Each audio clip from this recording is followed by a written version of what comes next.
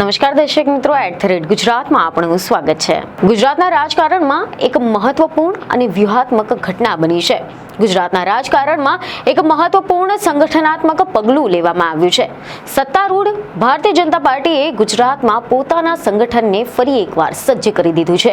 જી હા, ભારતીય જનતા પાર્ટીએ ગુજરાતમાં પોતાના સંગઠનને નવી ગોઠવણ આપી દીધી છે અને એ ગોઠવણી એ માત્ર નામોની યાદી નથી, પરંતુ આવનારા દિવસોની રાજકીય દિશા અને વ્યૂહરચનાનો સ્પષ્ટ સંકેત છે।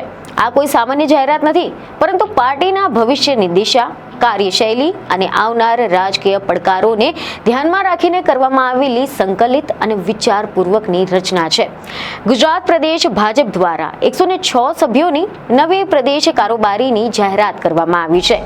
આનાથી રાજ્યના રાજકીય વર્તુળોમાં ચર્ચાઓ શરૂ થઈ ગઈ છે। મીડિયા રિપોર્ટ અનુસાર એવી માહિતી સામે આવી છે કે ગઈકાલે એટલે કે 19 જાન્યુઆરીના રોજ પ્રદેશ પ્રમુખ જગદીશ વિશ્વકર્મા દ્વારા આ સંગઠનાત્મક નિમણૂકો જાહેર કરવામાં આવી છે અને આ જાહેરાતની સાથે જ સંગઠનના સ્તરે ભાજપે પોતાના મિશનને વધુ મજબૂત બનાવવાનો સંદેશ આપ્યો છે।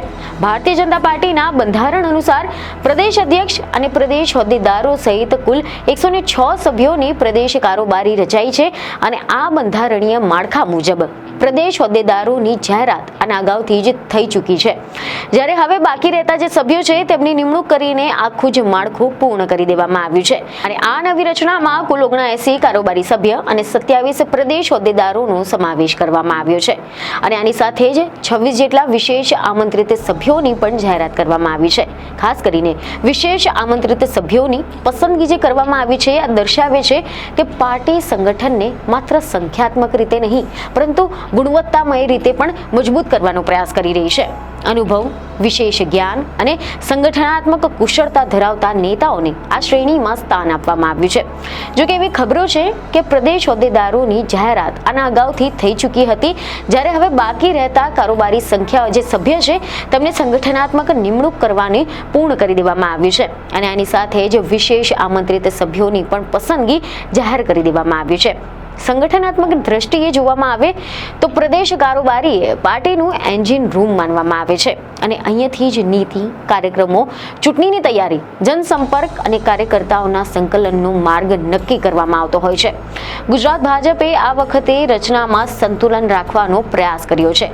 અનુભવ અને ઉર્જાનો મેળ, સંગઠન અને સરકાર વચ્ચેનું સમન્વય તેમજ પ્રદેશ વ્યાપી અને પ્રતિનિધિત્વ પ્રદેશ કારોબારી ભાજપના સંગઠનનું સૌથી મહત્વપૂર્ણ નિર્ણયકારી મંચ માનવામાં આવે છે અને અહીંયાથી જ પાર્ટીના રાજકીય કાર્યક્રમો હોય કે પછી સંગઠનાત્મક અભિયાન, ચૂંટણીની તૈયારી હોય કે પછી સરકાર તેમજ સંગઠન વચ્ચેના સંકલનની દિશા, આ બધું જ અહીંયાથી નક્કી થાય છે। એટલે કે 106 સભ્યોની જે ટીમ છે તે આવનાર સમયગાળામાં ભાજપની વ્યૂહરચનાનું કેન્દ્ર બનવાનું છે।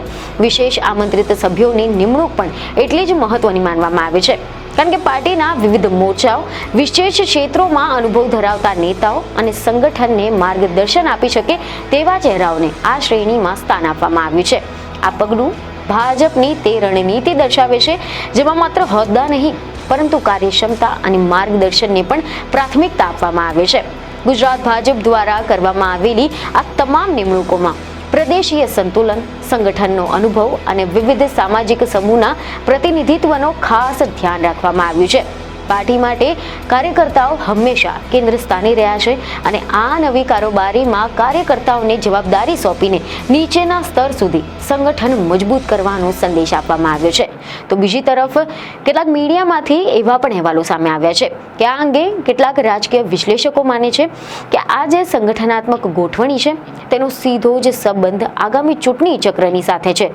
જી હા, લોકસભા અને સ્થાનિક સ્વરાજ્યની ચૂંટણીઓના અનુભવ બાદ હવે ભાજપ સંગઠનને વધુ સક્રિય, વધુ શિસ્તબદ્ધ અને પરિણામલક્ષી બનાવવા માંગે છે અને પ્રદેશ કારોબારીના સભ્યો પર હવે બૂથ સ્તર સુધી સંગઠન પહોંચાડવાની, સરકારની યોજનાઓને જનતા સુધી અસરકારક રીતે પહોંચાડવાની અને પાર્ટીના વિચારધારાને મજબૂત કરવાની જવાબદારી રહેશે અને આ નવી કારોબારીથી સ્પષ્ટ થઈ ગયું છે કે ભાજપ આગામી પડકારોને ધ્યાનમાં રાખીને સંગઠનને વધુ સક્રિય અને પ્રતિભાવશીલ બનાવવા માંગે છે।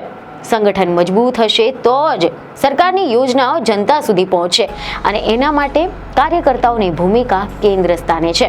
પ્રદેશ કારોબારીના સભ્યો પણ હવે જિલ્લાઓથી લઈને બૂથ સ્તર સુધી સંગઠનને ગતિ આપવાની જવાબદારી રહેશે અને આની સાથે જ જે વિશેષ આમંત્રિત સભ્યો છે તેમની જે નિમણૂક કરી છે એ પણ એવું સૂચક કરે છે કે પાર્ટી સલાહકાર ભૂમિકાને મહત્વ આપી રહી છે. સંગઠનને સમયાંતરે માર્ગદર્શન મળે, બદલાતા રાજકીય પરિસ્થિતિમાં યોગ્ય નિર્ણય લેવામાં આવે અને નીતિગત સ્પષ્ટતા જળવાઈ રહે. આના માટે જ આ સભ્યો મહત્વની ભૂમિકા ભજવવાના છે. કુલ મળીને જોઈએ તો ગુજરાત ભાજપની આજે નવી પ્રદેશ કારોબારી છે તે એક સંગઠનાત્મક કસરતથી ઘણું આગળ થઈ ગયું છે. આ ગોઠવણીએ સંદેશ આપી રહ્યો છે કે ભાજપ આગામી સમય માટે સંપૂર્ણ તૈયારીમાં છે.